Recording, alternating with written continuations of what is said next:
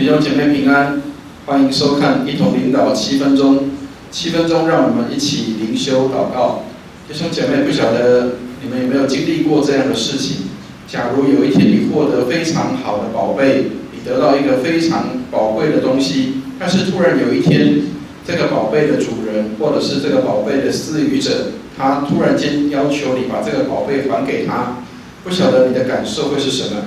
有时候我们常常会有遇到这样的一个困境跟难处。我记得以前我曾经在年轻的时候，因为我们有过那个时代里面有这个叫做随身听，那个卡带式的随身听。我记得我花了将近3000块钱的这样的一个零用钱去买了一个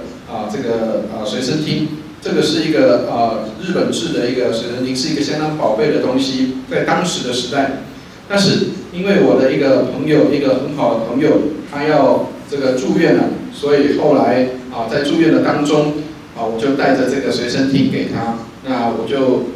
因为他在住院的当中是比较无聊的，或是比较没办法跟外界接触的，所以我就把这个随身听给他，让他可以在那里听诗歌，让他可以听一些上帝的话语。以至于这个随身听，后来我就送给了这个姐妹，送给这个大姐。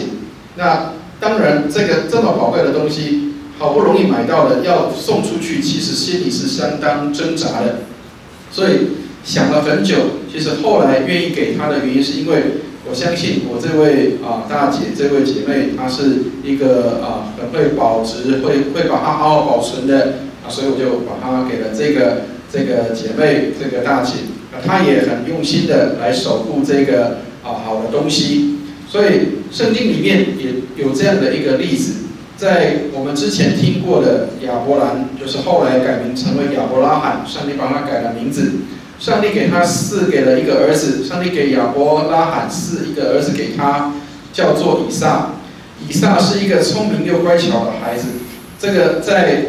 亚伯拉罕年纪很老迈的时候才生了孩子，对他来说是一个非常宝贵又舍不得这个让他有任何的伤损，或者是这个很保护的这个孩子。但是后来上帝居然要亚伯拉罕将儿子献祭给他，所以亚伯拉罕遇到一个极大的难处，就是他需要面对一个事情。上帝把最宝贵的赐给他，但是又同时要收回他所看为最宝贵的。所以，亲爱的弟兄姐妹，当你碰到这样的事情的时候，你会做什么样的抉择？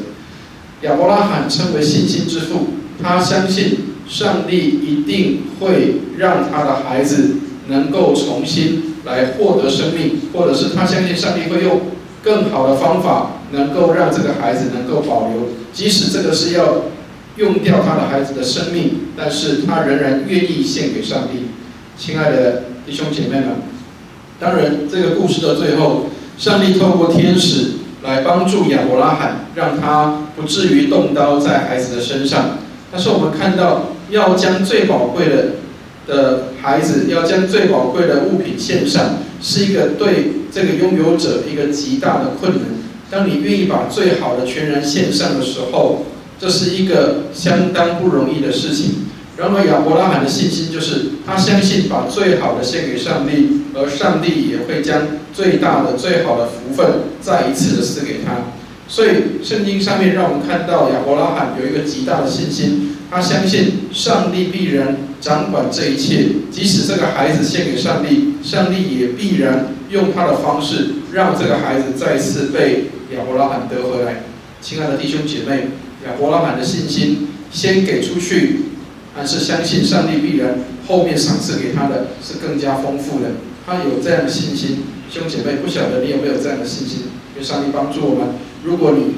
要舍去，或是将要失去一些宝贵的东西，但是你相信上帝必然在后面偿还于你。你要相信上帝必然看顾，他也知道这一切的事，他必然供应你一切的需要。愿上帝帮助我们。我们一起来祷告。亲爱的天父，愿你帮助我们。当我们对于舍去的事情觉得相当的惋惜或不容易的时候，愿你给我们信心，当我们舍去在你的面前的时候，我们相信你所补给我们的是超过我们所求所想的。谢谢你垂听我们的祷告，带领我们在你里面蒙恩，也让我们经历这样的信心，先给予出去。我们相信你所给我们的也超过我们的想象。感谢祷告，奉耶稣基督的圣名，阿门。